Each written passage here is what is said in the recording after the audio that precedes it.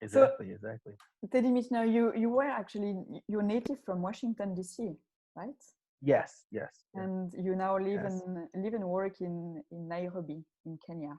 yes, yes. I've been in Nairobi for since 2009, and I moved here because my wife, she wanted to come home, Mhm. and she's Kenyan.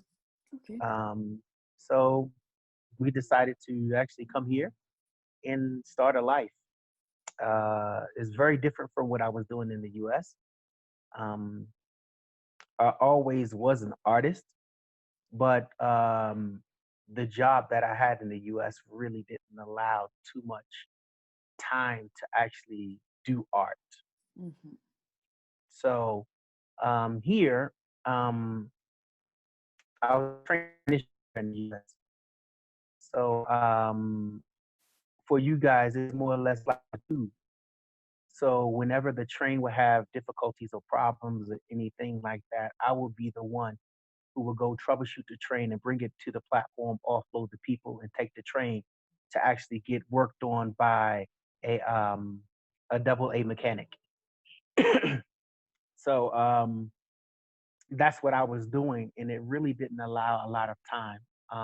So I would actually use my camera to basically take pictures of different places that I would like to paint or different things that I would like to sculpt, uh, and try to keep those things in mind. And it turned out that the job was so much demanding, where I wind up using my camera more or less like my paintbrush. Mm. Mhm. So that's how I started really, kind of like really working art, because I always did art.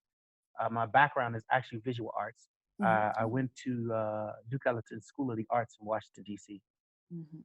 Um, so that's my background. And I've always was into art since second grade. That's the time that I won my very first award, which was a certificate in money when I was young. And it was I won the award through the Naval Research Lab that was on Boland's Air Force Base in Washington D.C. So that Mhm. kind of like made me feel really good when I was young, and I always said, "Well, this is really what I wanted to be." And it's only when I got a chance, well, actually, only when we came here is when we really put all of that art into perspective through the camera. Mm. Yeah, you're extremely active in the photography sphere here in Kenya, because I read that you are also the head photographer at House of Photography, Yes, yes, right? yes. What is this place exactly? What is your activity there? Okay, well, the also a director as well. Um, I am the lead photographer, which basically entails of me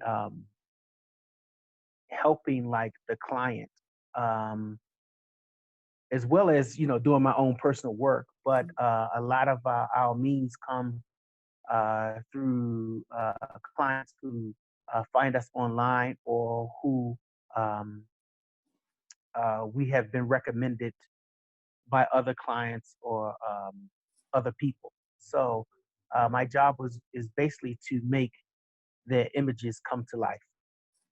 So whatever it is, so be it through corporate or be it through production, a part of mine, my detail is to also direct and to make sure that the proper lighting is done, to make sure that the right clothes are worn. Sorry, Mhm. and that it brings some art. I bring the artistic feel to it to make people enjoy it, um, to have people to really have fun, because a lot of my shoots are just fun. I'm not a serious person, as in I like to be happy, so to Mhm. speak. Yeah. So I like to really enjoy what I do. If I don't enjoy it, I probably won't do it long. Um, but I do the things. Sometimes, we do have work where we don't enjoy, but I always look at it as a learning process. Mm-hmm. And you also teach these various processes to young photographers. You Yes, I train. yes I do. Yes I do. I do train photography. I teach actually specifically for Canon, um, and I teach students across Africa. Are you there? Yeah, and now I'm back. Oh, Couldn't, a okay. few words were Did missing. okay. Where did I? No, Where did you miss me? no, I asked you if you were teaching and training young photographers, and you answered that yes, you were doing it. And yeah, so you organize various workshops. Yes, yes. I have my own personal workshops that I do. They're very boutique workshops. I don't try to go over 10 Mm-hmm. persons, and they're very specialized. So, like, if it's dealing with car photography or if it's dealing with fashion, then we actually set up a actual class and we do everything where it's very practical. I find that a lot of people learn better when they're actually doing practicals Mm-hmm. versus Sure. they doing it through literature or anything Mm-hmm. like that. Mm-hmm. And I think that's more effective. And the way I am, and I'm a very practical person because I'm very visual. Mm-hmm. Um, so I like to allow people to physically and visually see what Mm-hmm. it is that I'm doing. Yeah, that's fantastic. Actually, then you transmit your experience to younger ones. And as part of our virtual edition of Photo Basel, ACA Project Gallery is showing one of your series, or some works of you actually, and there is your series Disappearing Africa that is shown, Hmm. some part of it. Hmm. Can Hmm. you tell me something about this series? Okay, well, the series actually, but a lot of my work, I would say, it comes from visions, and sometimes it comes. A lot of times, it actually comes from when I talk to people. This particular concept came about when we went to the Heritage Culture Center Mm-hmm. in Tanzania, Yeah. and the gentleman that was the owner there, we kind of walked around the whole place. Is a beautiful place. The outside of the building is shaped like a drum, a shield, Mm-hmm. and a spear. So the gallery is actually the whole drum. So you kind of walk around in circles like the gallery itself. And he has a lot of African artifacts, and that is his um, his hobby, so to speak. That's what he loves to do. And so when we were seeing some of the pieces, and we were also interviewing him for our magazine, um, he was basically saying that the artisans are becoming no more, and that kind of made me feel like sad because all I can remember is when I was young, I used to actually see in family members' houses or friends' um, homes and stuff like that. My friends' homes, um, you would see some sculpture, some depiction, or anything dealing with, the heritage Mm-hmm. of Africans. So it kind of made me feel bad that like by me seeing a lot of masks when I was young, um, mind that no more African. So as we were driving, my wife and I were driving home from Tanzania back to Nairobi, Kenya. I started replaying the give me just a second. Excuse Yeah, me. sure. I started replaying some of the conversation that was had during the time of the visit.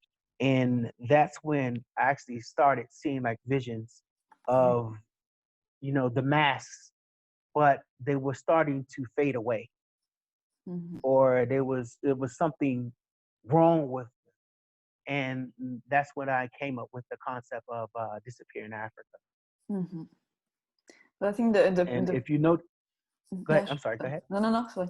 No, I said that I was quite impressive with your process actually, because you really, it seems that you really sculpt the mask on the face of your model. And if I understood correctly, then you take photograph stage by stage, of every stage, sorry, of the process. And it's almost like as you were creating a sculpture on the face of your model, and to recreate a link with this initial mask, historical mask. So the process is quite. Exactly. Exactly. Because and that's I'm glad that you actually said that, because that particular process is, kind of like what I thought about, like how would it actually come about to do? How can I actually make these visions that I'm seeing come to life? And then it dawned on me, like, well, the artist, or the person who made the mask, had to have, like, how do people come up with these ideas? How do you come up with a mask idea uh, to basically do? And I was like, well, I'm pretty sure back then they kind of like maybe looked at a person and then did either that person, or they kind of modified it the way that they liked. So I was like, I think that's what I'll do. Instead of sculpting, or because I can do it, but I don't want to repeat someone else's idea. Mhm. So I wanted to give like my own flavor. I wanted to give my own um, depiction, and I wanted to make it different. I really wanted to create something different, and I wanted to put like I wanted to really use a person, because I could. For me, it was like I can only imagine that artist looking at somebody and sculpting them, like like Michelangelo. He used to do those things. He used to, like, like look at the different women, or the different body structures, and and he would actually go and copy them. So it was like I can only imagine that those particular artists actually looked at a person, and Mhm. like just basically did them out of either, remember that person's face in mind, or actually had some people to dress up, because you had some of the actual masks were used for facility, um, used for various rituals or so forth in the African culture. So I can only imagine that that person was looking at the person who was actually um, doing these different types of things. When I was exhibiting here, I just kind of actually sat and I watched some of the people that would sit there, and it was this one particular guy that stood at one image, and he just stood there. I kid you not, he stood there for at least about a good 10 minutes, Mhm. because I was having conversations with others, but I noticed this particular young man, and he just stood there, and it was just like he had a conversation Mhm. with the image, and that really kind of like made my heart jump, because that's what I want. I want people to actually stare enough where they had that same feeling like I had when I was young, where I was like, okay, wake up, or Mhm. speak, or just I want them to feel uh, connected. Mhm. And So thank you so much, Teddy Mitchenerin, and we're really looking forward to seeing your series at ACA's booth as part of our virtual edition of Photo Basel. Thank you. I can definitely say that I am thrilled, and I'm so happy that you know, AKKA project actually found me Mm, to be a part of this because without them, you know, this vision of these things would not be happening. mhm, And they actually saw something that I was trying to show to the world for a long time. mhm, Um, I've been hiding, so to speak, work because uh, I didn't want to show because I didn't know how people would actually receive the work. And when I first met uh, Literature and Chris, um, they actually were very excited about the images and the pieces that I was doing, mhm, and that actually gave me a nice spark to actually say that there are people that see my art uh, as enjoyable as me. mhm. Yeah, so I really thank them for making it possible for me to actually join you guys at Photo Basel.